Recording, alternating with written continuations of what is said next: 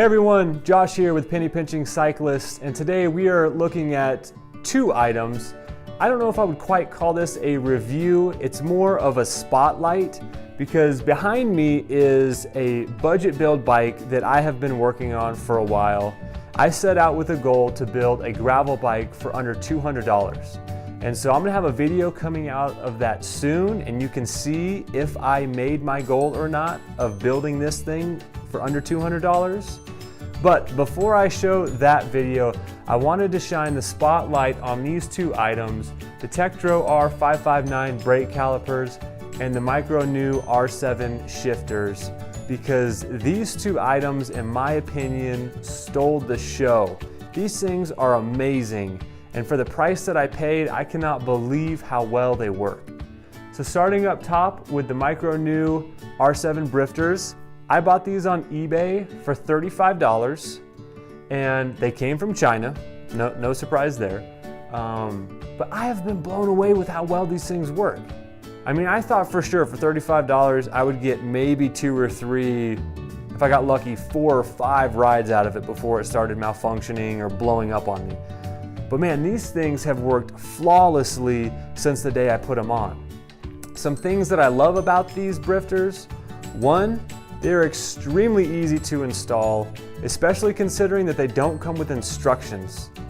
All it came with was the brifters and the shifter cable, and they were wrapped in bubble wrap and shoved in an envelope.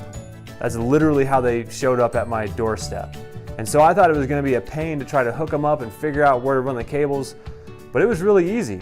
The brake cable runs through the back, you just insert it through there, and the shifter cable runs out the side, and that's it. It took me about 10 minutes to hook this whole thing up, so it was extremely easy to set up. Another thing I love about these brifters is how comfortable they are. So if you're riding up in the hood, the rubber on here is surprisingly tacky, and it holds you up well.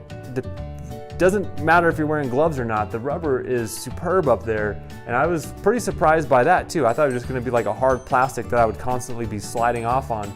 But they did a good job with putting that rubber on there. There's texture on the underside right here. There's also texture on both of the shifters, and so that helps when you're shifting to not slide off.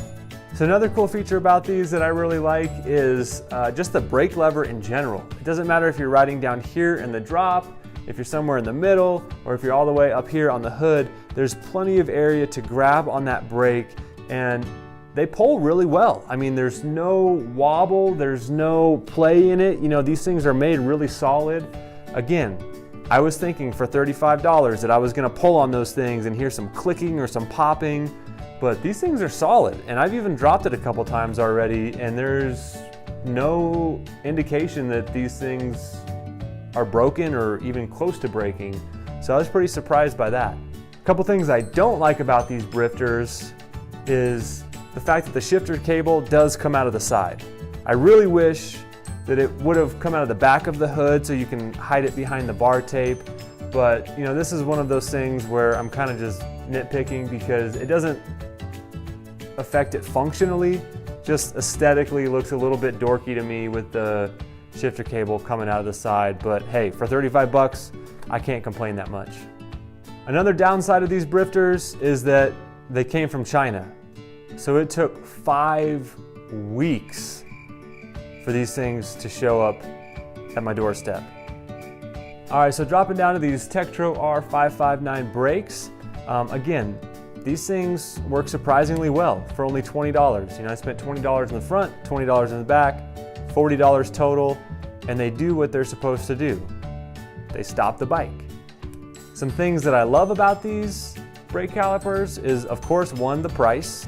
I also like how easy they were to set up. They came with all the nuts and bolts. These actually did come with instructions, so in case you're confused, you can follow those instructions. The one thing I have against these, and again, it's a slight thing, but it's enough to mention, is the brake pads. You know, if I had to rate these, I would probably give them a 3 out of 5. They're not horrible, but they're also not great. I mean, you can get a lot better brake pads and just spend a little bit more money there and have even better stopping ability. And in my opinion, upgrading these brake pads would improve these Tektro R559 brakes from good to great. So again, I just wanted to take a minute to spotlight these two items because as I've been riding this bike and testing these things out, I've just been blown away with how well they work, especially for how cheap they were. So if you guys like this video, make sure you subscribe and like it, share it with a friend. Make sure you're following me over on Instagram or Facebook at Penny Pinching Cyclist. Thanks so much for the support, and I'll see you guys next time.